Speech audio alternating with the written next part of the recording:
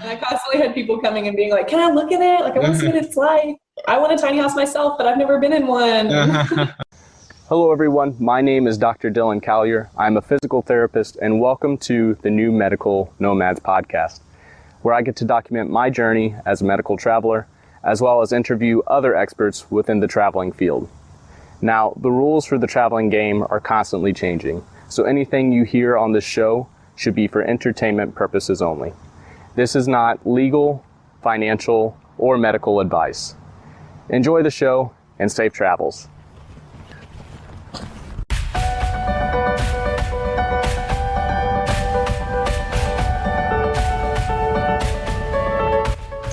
Hello, everyone, and welcome to another episode of the New Medical Nomads podcast. Today, I'm with Miss Brianna Versteeg, and she is the owner of a tiny house, and so that's what we'll be talking about today. But Brianna, can you let the listeners know a little bit about yourself, where you're at in the world right now, and where you're headed? Yeah, I went to school in Oklahoma. I'm mostly from Oklahoma. And I did my first travel contract there about an hour and a half away from home for 4 months. And then now I'm in Alaska, so big jump. But it's very exciting, and it's a lot of fun up here. I lived in my tiny house for my first placement, and then coming up here, it was just going to be too long to drive. So I left the tiny at home, and the job provided housing. So that's where we're at now. And where I'm going, I don't know. I'm here till probably at least like next August. Okay. So. Okay. Very, very cool. So you did bring your tiny home to Alaska? I didn't get to bring it to Alaska. Okay. I took it back to my house where I built it at. Got it. So basically being stored. Yeah. So did you built it yourself? Yeah, I did. I actually built it while I was in school, which was kind of crazy, but that's awesome. That is so cool. It took me 2 years to do it. So Got it. So is this something you've always wanted to do with the tiny house, or how did you get into it? I found out about them probably like my junior year of undergrad, and I started looking into them more. And my biggest thing was I really didn't know where I wanted to live in the long run. And I knew that Oklahoma wasn't going to be it. So I was just wanting to prepare for, going somewhere else. And I didn't want to have to buy like a house in Oklahoma and then end up going somewhere else. And, Got it. I found out about them then and kind of grew over time. And I have an obscene number of pins about them, which is where I mainly got my interest in them on Pinterest. Yeah. Well, I was looking at the images before we started, and you did a great job. Like, that thing is gorgeous. I love it. I'm really happy with how it came out. So I had no experience going into it with any kind of building. So wow. Okay. That is awesome. And I'll be sure to put that in the show notes so the listeners can kind of go there and look at it. So did you is there like a do-it-yourself package that you can get, or like YouTube videos, or how did you go from inexperienced builder to tiny home creator? Well, I looked online for like designs and packages and things like that, and I couldn't find anything that was exactly what I wanted. And that's the great thing about building a tiny house is you can do whatever you want, what you need in your house. And so yeah, I started with like YouTube, and I bought some books at the secondhand bookstore about building, and just started at the beginning. And I almost didn't do it at the beginning because I bought a trailer off of list, and the guy lied to me about what size that were, and so I had to sell that trailer and buy another trailer with the correct weight rating on it. And so I almost stopped then and was just like, step one went bad, I can't do this. But everything actually went really well from there. So what is the dimensions of the tiny home?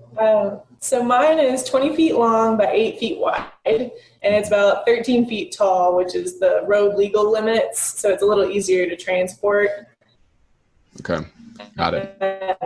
And then, so that's 180 square feet. Okay. And then I have a loft that's another 90 square feet. Okay.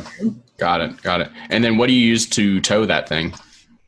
Well, so the plan was that I was going to tow it, and I have a Ford F-250 that's a 3/4 ton, and it could pull it. That's not the problem. I'm just afraid to pull it. And so my next door neighbor, who's like family to us, he has a big truck that's a 1 ton, And so he pulled it for me down to Lawton, where my last job was, and then back to the house in Oklahoma City. So Got it. he's great. He offered to tow it to Oregon for me too. So Oh my gosh, that's funny. yeah. Do you remember what the initial costs were to like build it all and get started? Yeah, so I actually kept like super meticulous books because I wanted to know how much I was paying on it. And the biggest benefit about building yourself is that you can do it cheaper. You know, like you're not paying labor, you're not paying somebody to pick like the best materials. And I did a lot of like Craigslist sourcing and all that. So I kept a running total of what it would have cost me buying everything new and what I spent. And so it would have cost me $26,000 if I bought everything new. It did cost me $13,000. Wow. So my original goal was $10,000, but I bought like the nicer insulation that can withstand like any temperature, and I bought brand new tires for it before we left. So those two things were pretty expensive. Got it. So those are the bigger chunks. Okay. Yeah. Very, very cool. And then can you describe like how electricity works? Is there any running water in there? Yeah. So my electrical and my water and my like drainage systems are pretty much all set up exactly like an RV. So I just pull up, plug them in, and it's good to go. Okay. I've never overloaded my electrical circuit, but I only have 30 amps on there. It hasn't been a problem so far. At first I didn't have running water because I hadn't finished it in time. I was behind schedule, of course. So I moved down there and I didn't have running water when I moved, but I got it fixed like in the first few weeks. So I had running water. I hadn't gotten the propane hooked up, and it's still not. So there's no stove, no hot water. But eventually it will have all those things. It's just a work in progress. Got it. So I didn't see it in the pictures when I was flipping through. Do you have a shower in there as well? I do, yeah. It's a mini tub. So I have a dog, and I thought it'd be better to have a little tub to wash her in. And the only weird thing about it that's not a normal setup per se is that I have a composting toilet. And so it doesn't have like a black water exit. Like it's just a composting bin in there. Got it. Okay. Very, very cool. That's, going from, just this crazy idea and not really knowing where to start. And now you're talking about putting propane in there, which that's so cool. That's so cool. I did all the electrical. Yeah. Oh, sorry. I did all the electrical myself too. So now I can do like all the electrical things I need to, and I help my mom out around the house sometimes. That's the craziest part to me is when I'm like, oh yeah, I know how to do that. Yeah, let me tile for you. Oh my gosh. Do you know how much you're saving about per month? You're not paying for living expenses, and you're just getting to keep those reimbursements? Yeah. So I had a friend actually that came down and worked with me at my last job, same position, just in same company.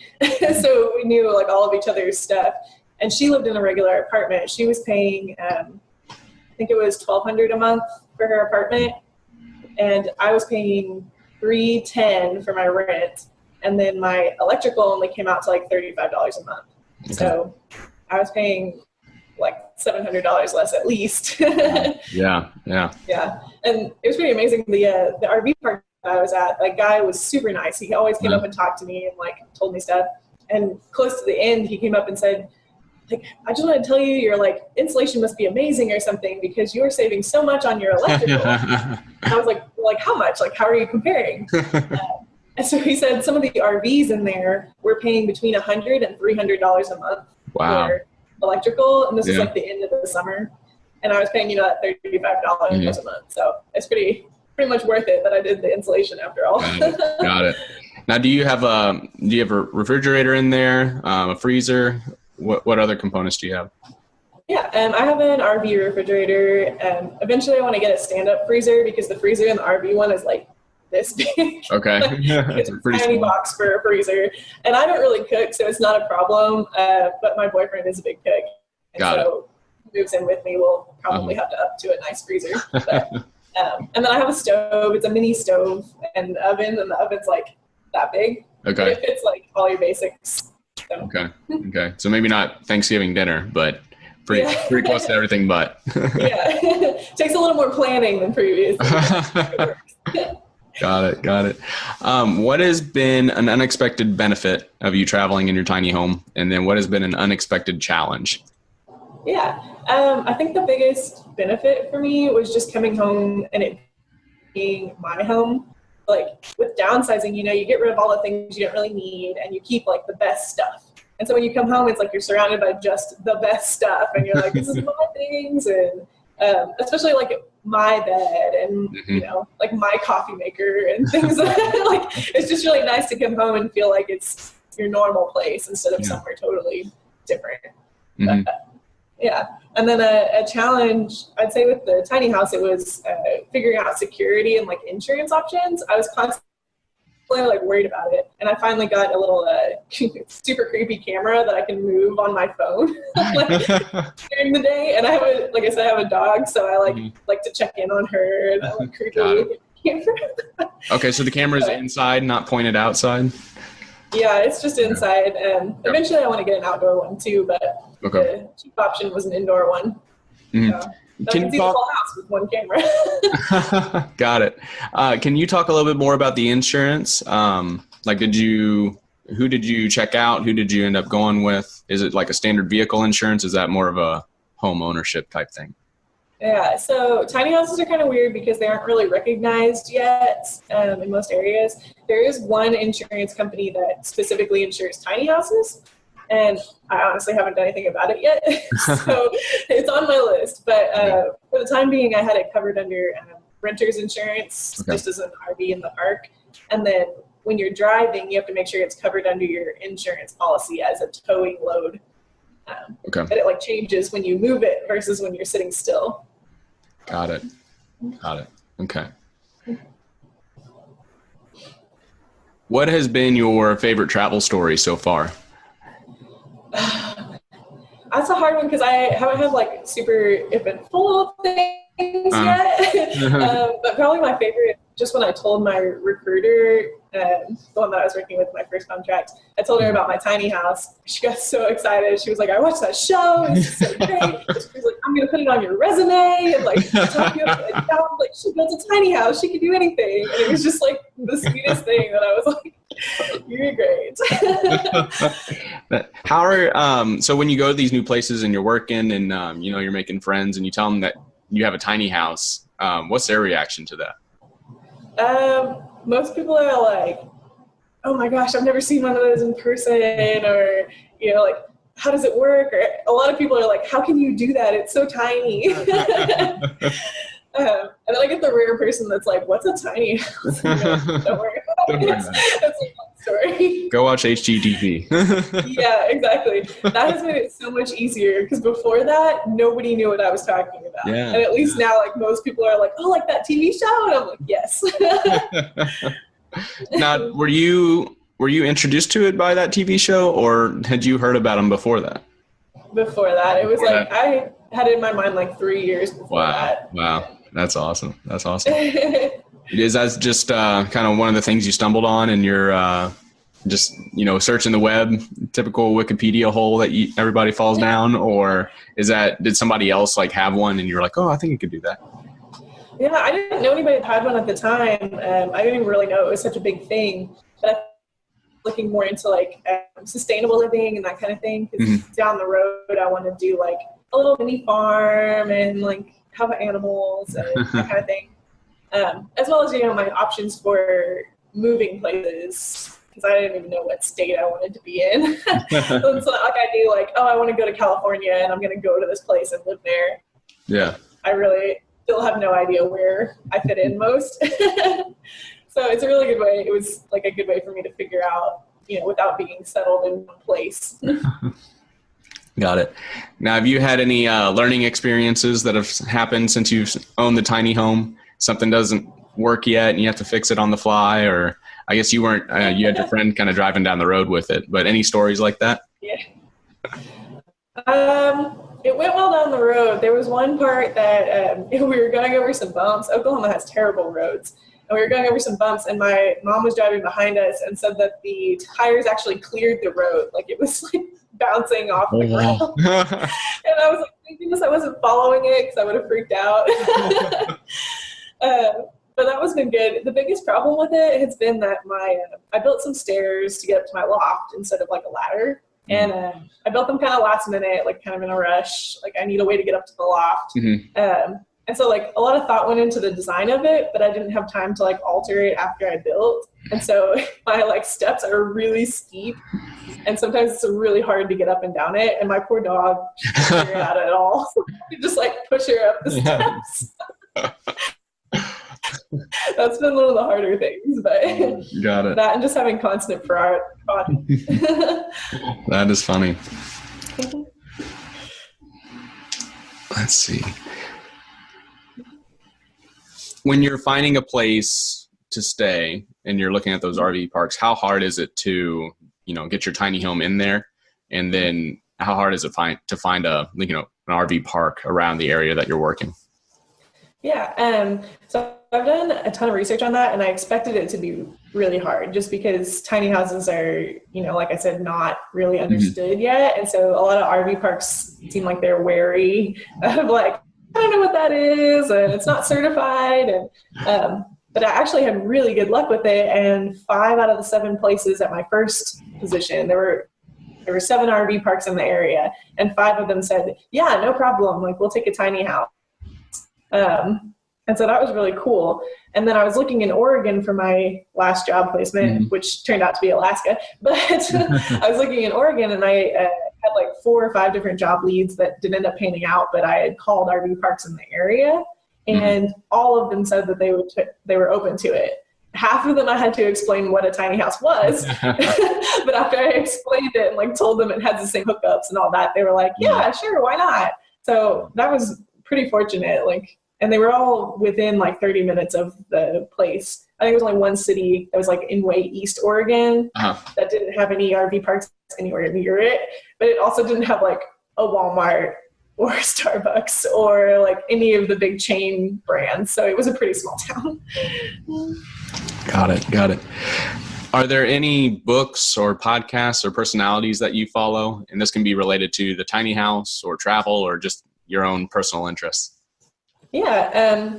Podcast wise, I listen to literally anything that's like student loans, PT, tiny houses, travel. Like I just listen to a bunch of random things. And then I actually follow the Tiny Van Big Living that did their podcast with you not that long ago on Instagram. And there's another one called Wanderlust PTs. I like to follow them.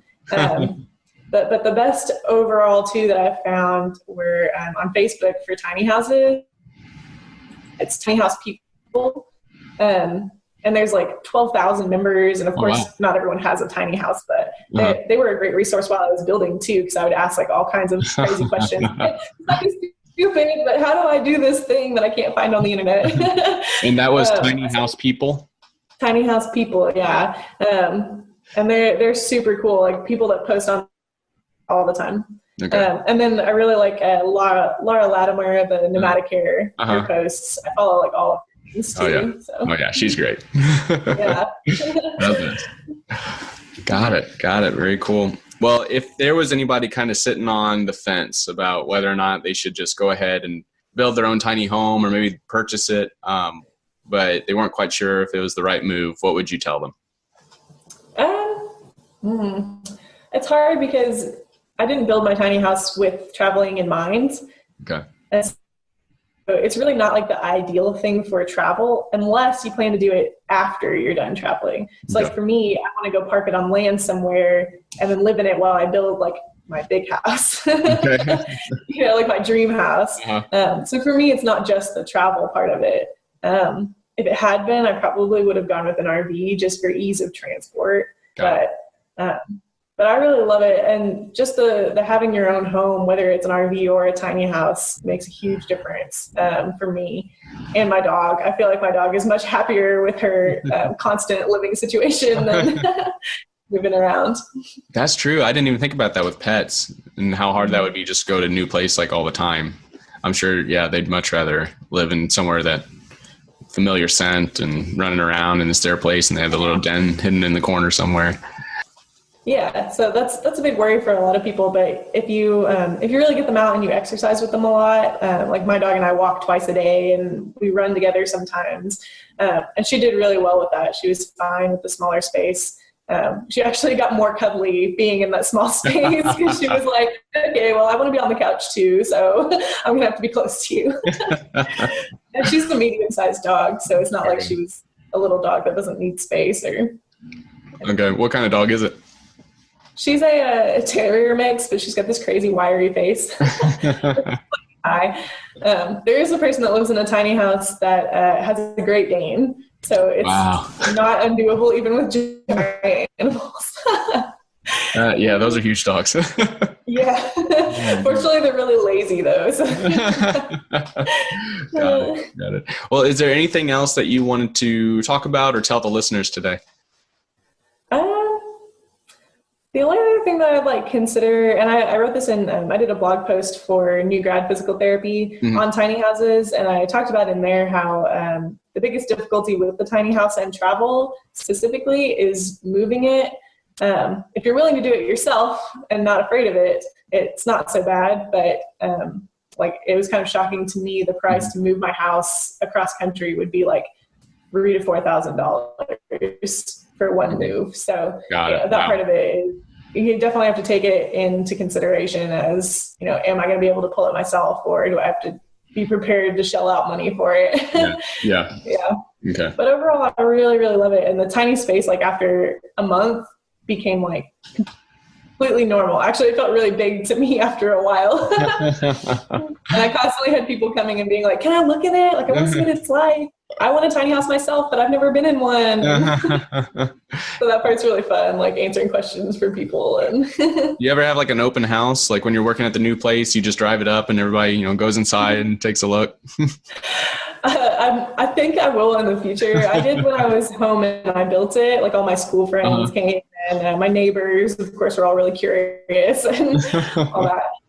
My last job I didn't, just because I was in home health, and so I didn't actually know anyone I worked with very well. Yeah.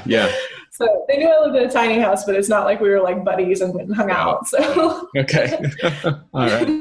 Well, if any future ones, I might end up doing it. Okay. Yeah, you totally should. Maybe charge admission or something. If any of the listeners had any questions about tiny homes or traveling physical therapy or anything like that, where would they best be able to contact you? Yeah, my personal Facebook is the best just because I check it more regularly, but I also have my Facebook for the tiny house. It's facebook.com/the tiny oasis. Okay. And it's got like a little logo that says Tiny Oasis in it. Yeah. So I'll be sure to put that in the show notes, and I'll also be adding you to the New Medical Nomads group. So if any of the listeners have any questions, they can just go there, tag you in a question, and I'm sure you'll be able to answer it there. But for the listeners, if you are looking for the next podcast, I usually officially launch them on the New Medical Nomads podcast page. That's a Facebook page. Or if you want early access, you can also go to YouTube or follow us on iTunes or Stitcher. But if you're following us, please give us a thumbs up, show us some love, give us a share, give us a comment, give us a like. We would greatly appreciate that, and it would help us get our message out to everybody else who's hoping to live in a tiny home. But thank you so much, Brianna. This has been fun. Yeah, thanks so much, Dylan. Yeah, and you have safe travels in Alaska. Thanks.